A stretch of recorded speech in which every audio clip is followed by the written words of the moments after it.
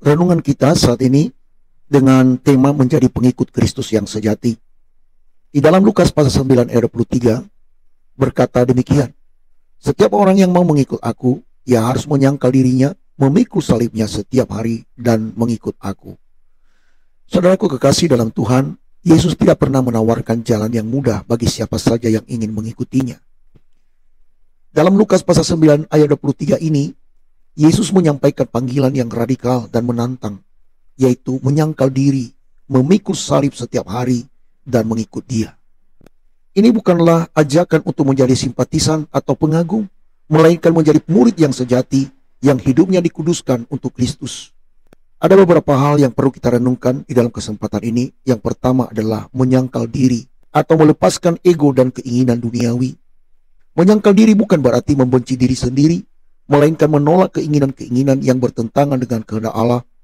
Ini adalah tindakan sadar untuk tidak lagi menempatkan diri di pusat kehidupan, melainkan menempatkan Kristus sebagai Raja di dalam kehidupan. Seperti contohnya, mengutamakan kehendak Allah dalam keputusan sehari-hari, walaupun itu berarti kehilangan kenyamanan, kehilangan status, atau bahkan relasi yang tidak membawa kita kepada Kristus.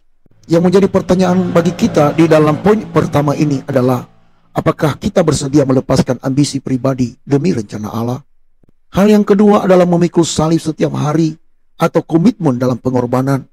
Salib dalam konteks Yesus bukanlah sekedar penderitaan, tetapi lambang penyerahan total dan ketaatan kepada kehendak Allah, bahkan sampai mati.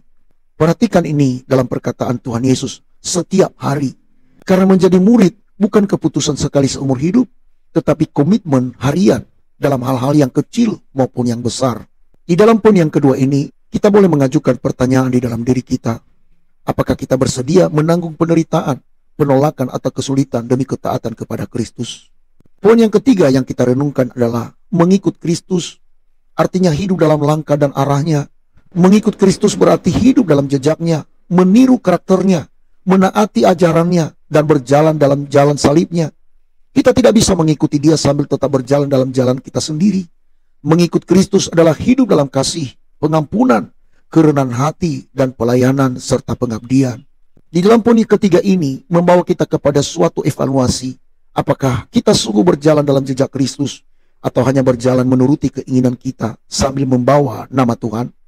Saudaraku kekasih di dalam Tuhan, renungan ini mengingatkan kita bahwa menjadi pengikut Kristus bukan soal identitas di KTP, kebiasaan ke gereja, atau pengetahuan Alkitab, melainkan tentang hati yang menyerah penuh kepada Kristus.